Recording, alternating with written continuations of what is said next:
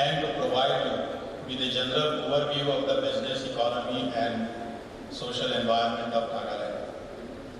As you know, Nagaland is the 16th state of the Indian Union and the second senior-most state of the Northeast region, sharing its borders with Myanmar, Arunachal, Assam and Manipur.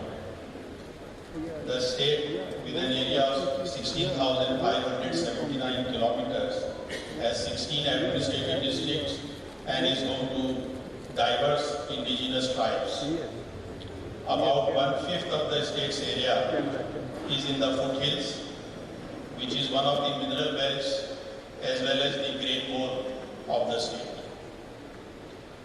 The Naga tribal communities are traditionally centered around independent villages with a rich social capital and strong community spirit.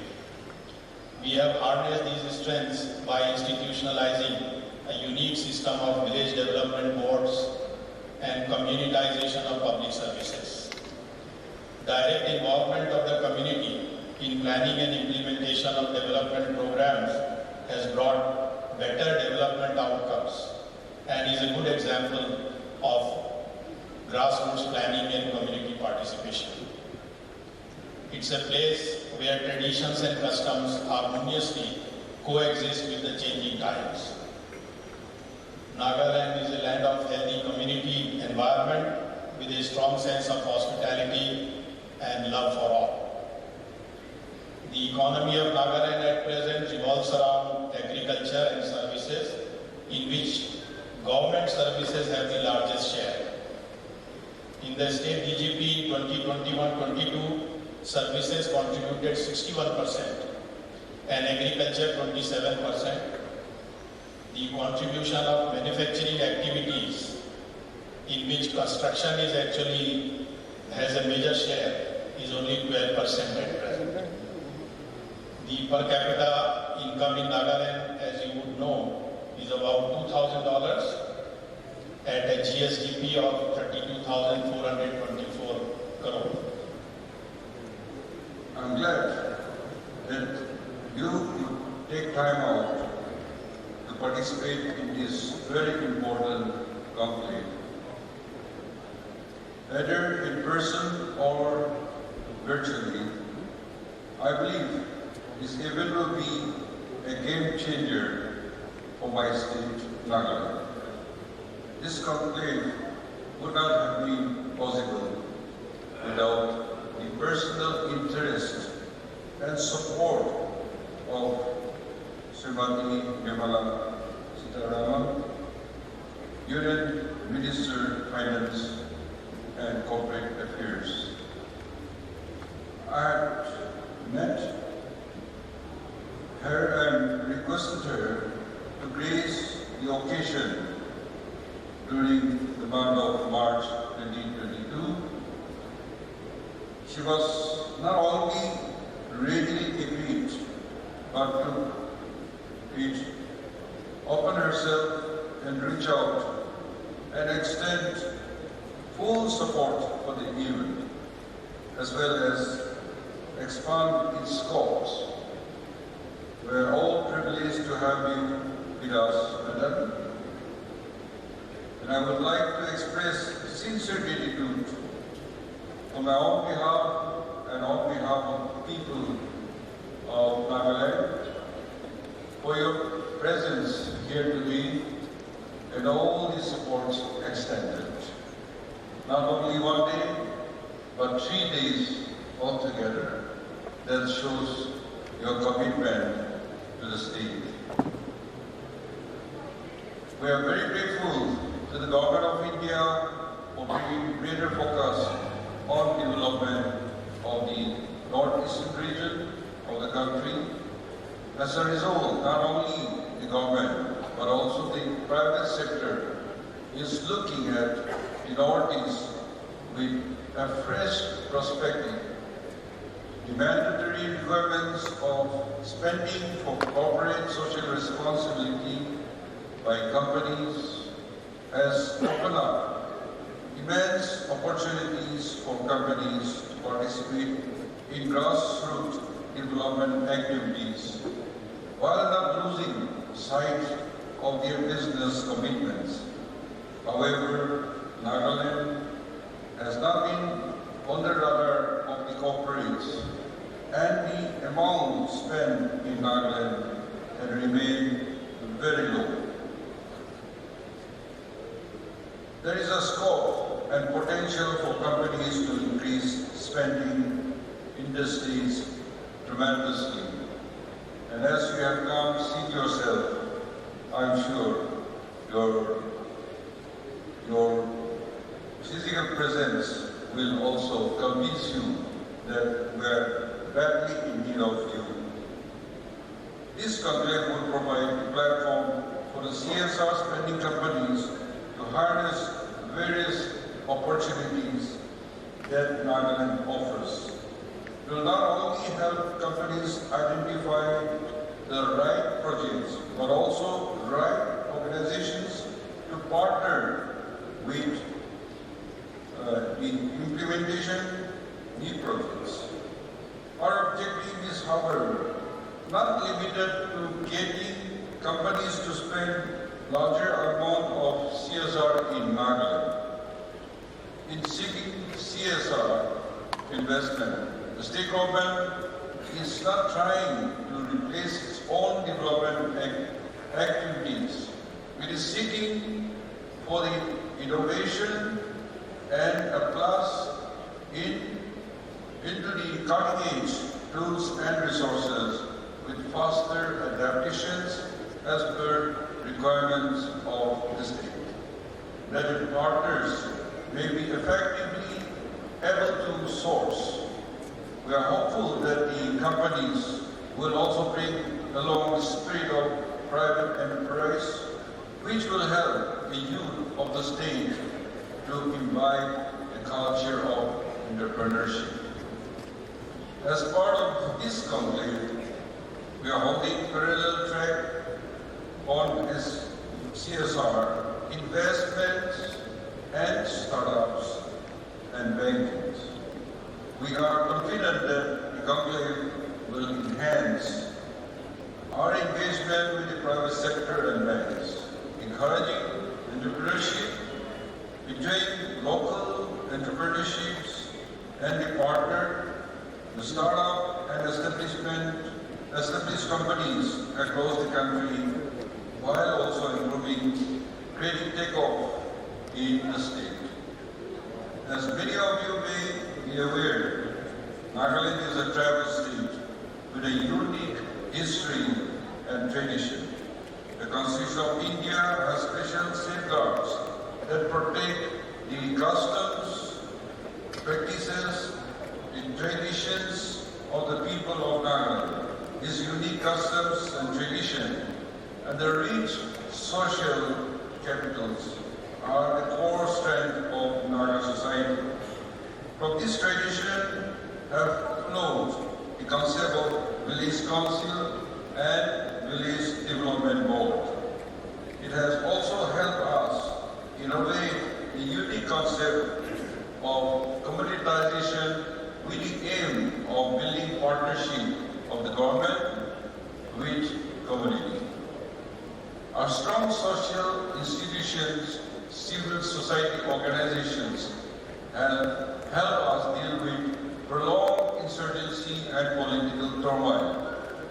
We are witnessing continuous peace since the ceasefire for the last 25 years. Government is investing in building infrastructure and improving public services, especially in education and health sector for our people. Nagaland is not drawing investors, was what the Chief Minister's observations were when he came to meet me in March and to speak about his concern. Today, I didn't disagree with him then, but I want to highlight today just that one call of the Chief Minister to hold a CSR and an investors conclave in Nagaland has drawn this entire business leadership to Nagaland. It is just one call, just that one call from the Chief Minister. It was an anxious voice then, and I don't want that anxious voice to be heard again. It was, sir, your one singular call for drawing the attention of industry to say that Nagaland should be your natural choice, and that is why you have naturally Nagaland as your, very nicely pointed.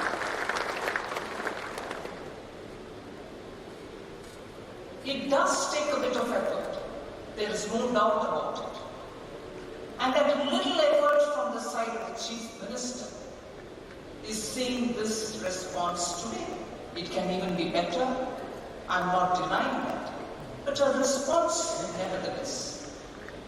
I therefore want to highlight the fact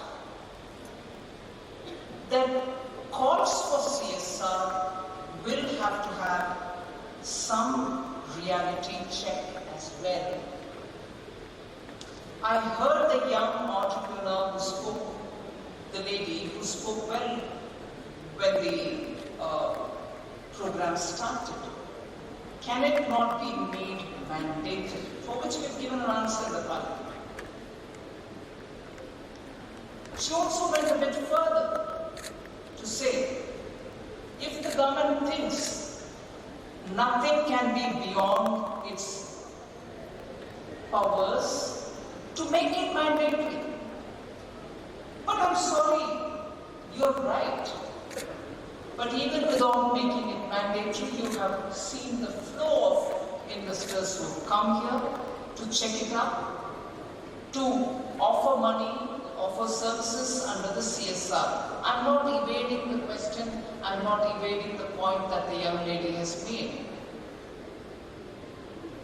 But the point I want to highlight is CSR in many parts of the country is still being pushed on the basis of the board's decisions, and as a result of which areas in which they see greater potential for social activity, funds are provided.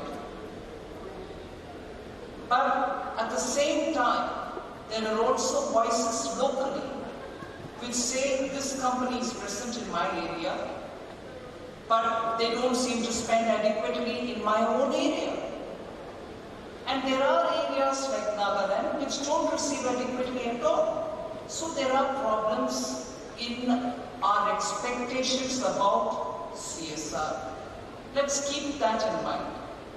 But I also heard the CII designate chief, Dinesh, telling us CSR happens when investments happen. So really, before us, there is a chicken and egg situation. Let investments happen, you get CSR. But CSRs don't happen and investments are not even coming in. So states like Nagaland do face this conundrum. Investments are taking their time to come, but can CSRs not come? And not wait for investments to happen. They didn't wait for investments to happen, they have come here. They have come here from wherever they are, not just to show that they are interested and invested in the CSR aspects of Nagaland. And I'm sure this conclave will be the first stepping stone, and there shall be many more who will come, many more who will take interest, and many more who will find common cause to have greater CSR and also for possibly potential for investments as well. But even in this list of CSR today, we have found greater interest in healthcare. Healthcare seems to draw a lot of CSR with their specific niche areas in which they want to spend their money, which is good for the people of Nagaland. And I think that should be encouraged. We should have more people coming in, even if it is for strengthening the primary health care of Nagaland. I appreciate, recognize, and also indicate that that could be one of the ways in which Nagaland's youth can be brought in as a part of CSR activities. I'm here referring to the announcement made by CII in setting up a training center for skilling with proper certification. And why is that important? The youth of Nagaland are well educated, and as the data which was mentioned by the Chief Secretary, it is above the national average in literacy rate. You're young, about whom I can speak with a certain confidence because I had quite a few Naga students who had come to JNU. They were very well exposed, good and confident, and they could study in a national university like JNU with commendable performance. Youth of Nagaland have that thing in them, that they're well educated, they carry themselves off very well, they communicate well, they have great strengths.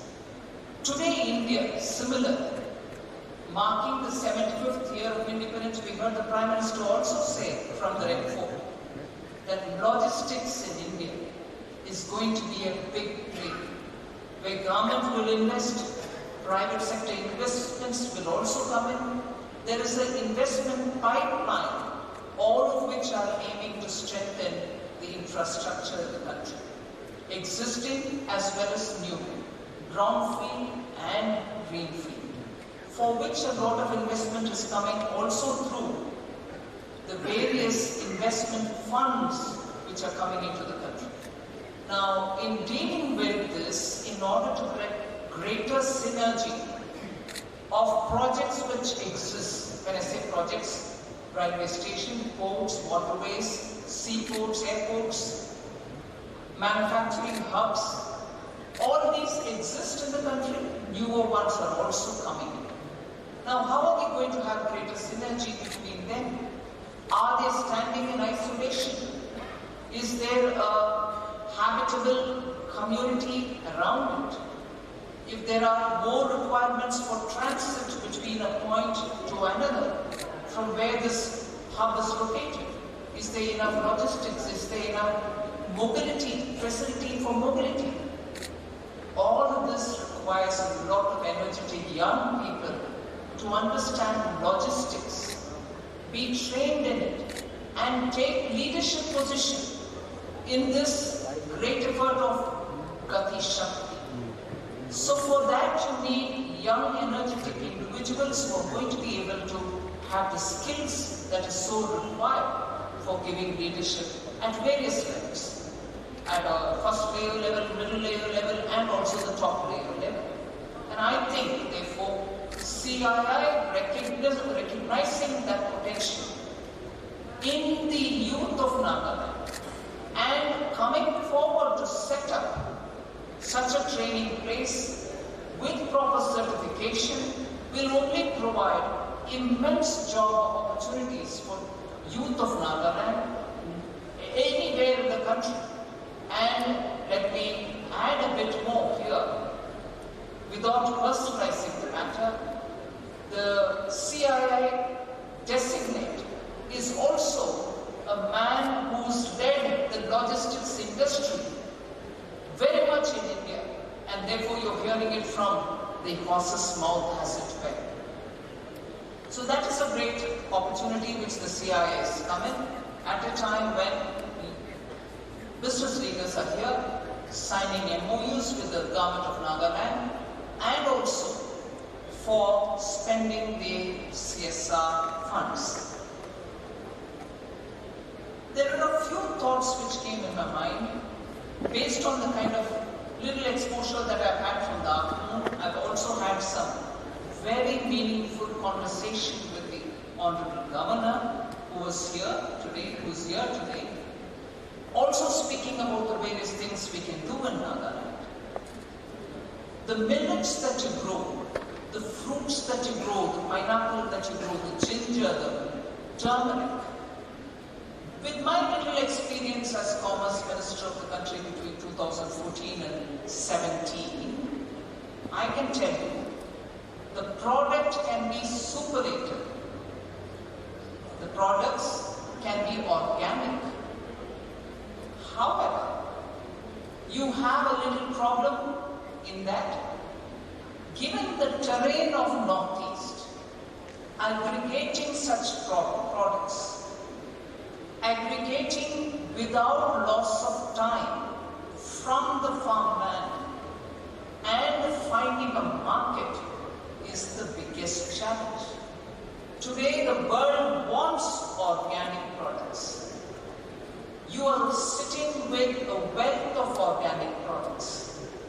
If that has to be aggregated, ideally aggregated by people belonging to this area so that you can benefit from it, aggregating and storing it, and without loss of time, be able to find a market elsewhere in India or outside. We did attempt something from the Commerce Ministry, and I'm sure it is workable even today. But even better is this one thought about which I did mention to the Honorable Chief Minister, even as I was sitting on the dais.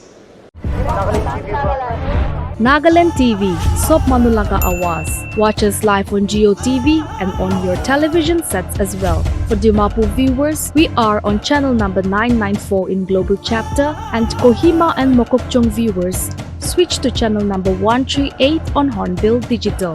For all news and updates, follow us on Facebook, Instagram, YouTube, and Twitter.